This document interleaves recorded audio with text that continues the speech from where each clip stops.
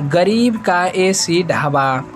यह धनकपुर नामक एक प्राचीन गांव है जो काफ़ी पिछड़ा हुआ है। गर्मी के मौसम का आगमन हो चुका था। गांव वालों का बुरा हाल हो गया था। इस गांव में केवल अमीर लोगों के पास ही एसी व कूलर थे, लेकिन गरीब लोग गर्मी का प्रकोप झेल रहे थे। उसी गांव में विकास नाम का एक गरीब व्यक्ति अपनी बीवी अंजलि के संग रहता है, जिसका उसी गांव में एक ढाबा भी है। पूरे गांव में विकास अपने ढाबे के लिए खूब मशहूर था।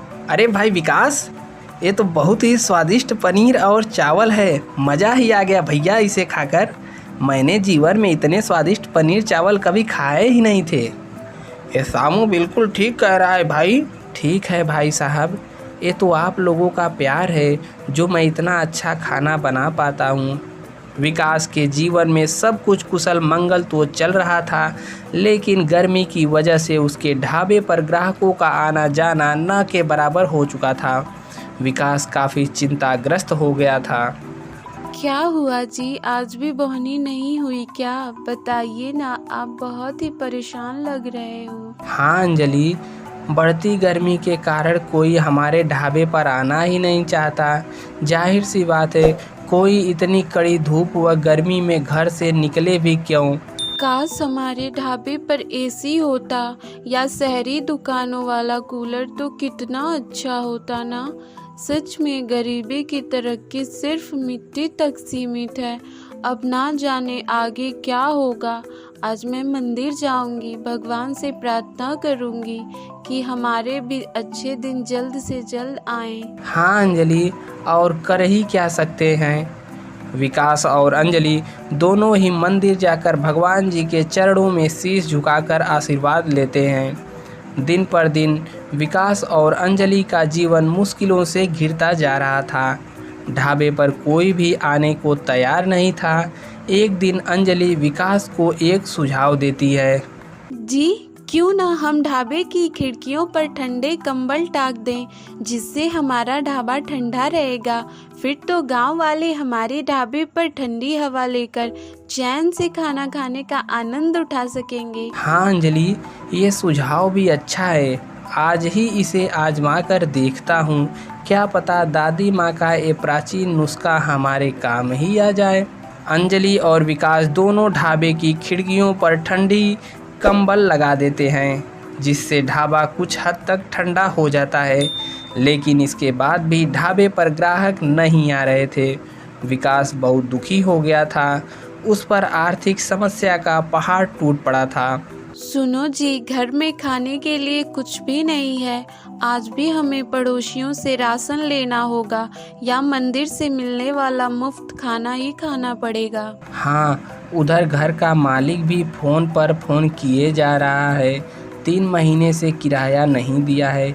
धमकी दे रहा है कि अगर इस महीने की 20 तारीख तक हमने किराया नहीं दिया तो वो हमें घर से निकाल देगा। हे भगवान, ढाबे का तो किराया दे दिया है ना आपने, उस पर तो कोई आश नहीं आएगा ना। हाँ अंजलि, उसी का तो किराया दिया है ना, जिससे मेरे पास जितने पैसे थे सब खत्म हो गए। ये गर्मी तो लगता है हमारी जान लेकर के ही मानेगी। विकास और अंजलि के घर का मालिक उन्हें 20 तारीख को घर से निकाल देता है, क्योंकि उन्होंने घर का किराया नहीं चुका पाया था। घर से निकाले जाने के बाद वे सब ढाबे में ही रहने लगते हैं। उनके इतने बुरे दिन आ गए थे कि उनके पास ढाबे पर खाना बनाने तक के पैसे नहीं थे। कभी सोचा नहीं था कि ज़िंदगी में ये भी दिन देखने पड़ेंगे। लगता है कहीं मजदूरी का काम ही करना पड़ेगा। जी, मैंने अपने सहेलियों से बात की है, उनके पति आपको काम पर लगवा देंगे। हाँ, ये सही रहेगा अंजलि। भगवान करे कम से कम केवल एक काम मिल जाए, जिससे हम लोगों का पेट भर खाने तक के पैसे मिल जाए।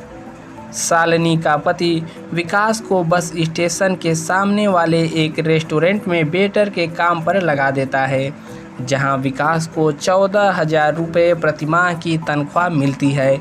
एक दिन दोपहर में विकास घर जा रहा था कि उसने देखा एक बूढ़ा आदमी एक सूटकेस लिए जा रहा था, लेकिन वह ठीक से सूटकेस लेकर चल नहीं पा रहा था।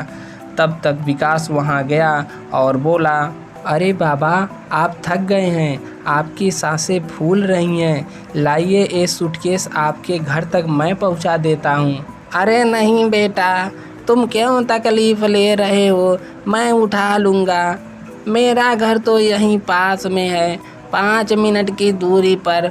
वो दरअसल ऑटो वाले ने मुझे गलत जगह उतार दिया था, इसलिए मैं पैदल चल चल कर थक गया हूँ। अच्छा, ये बात है। फिर भी बाबा, मैं आपको आपके घर तक पहुँचा देता हूँ। फिर विकास सूटकेस लेकर उस बूढ़े आदमी के घर गया। घर जाकर उसने देखा उस बूढ़े आदमी का घर काफ़ी बड़ा और आलीशान था। फिर वह बूढ़ा आदमी विकास को नोटों की एक गड्डी निकाल कर देता है और, ए लो बेटा, कुछ पैसे, इन्हें भेंट और मेरा आशीर्वाद समझकर रख लो, मना मत करना बेटा। अरे नहीं नहीं बाबा, मैं इतने सारे पैसे नहीं ले सकता हूँ। इससे अच्छा तो आप मुझे 1 रुपये का सिक्का दे दो, जिससे मैं आपका आशीर्वाद समझकर रख लूँगा। अरे बेटा, कितने नेक दिल इंसान हो तुम खूब तरक्की करोगे बेटा, देखना एक दिन। लेकिन अभी तुम ये पैसे रख लो, तुम्हारे काम आएगा।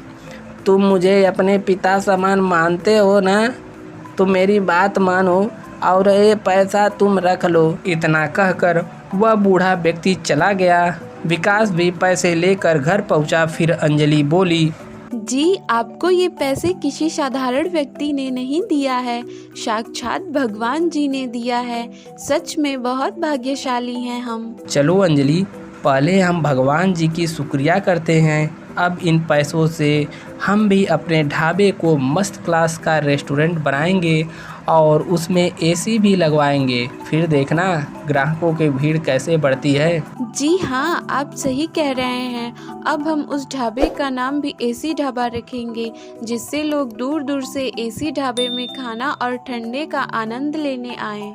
अरे वाह अंजलि, ये आइडिया तो बिल्कुल सही है। इसके बाद उन दोनों ने अपने ढाबे में एसी लगवा दिया और ढाबे का नाम भी एसी ढाबा रख दिया। अब उनके ढाबे पर ग्राहकों की भीड़ बढ़ने लगी थी। अरे भैया, भले ही एसी ढाबे पर खाना खाने के लिए 10 रुपया एक्स्ट्रा देना ही पड़े, हम तो फिर भी तुम्हारे ढाबे पर ही आएंगे। इतनी कड़ी गर्मी में एसी ढाबा बनवाने के लिए धन्यवाद विकास भाई। इस तरह विकास का एसी ढाबा पूरे गांव में फेमस हो गया और उसके ढाबे पर ग्राहकों की भीड़ भी बढ़ गई।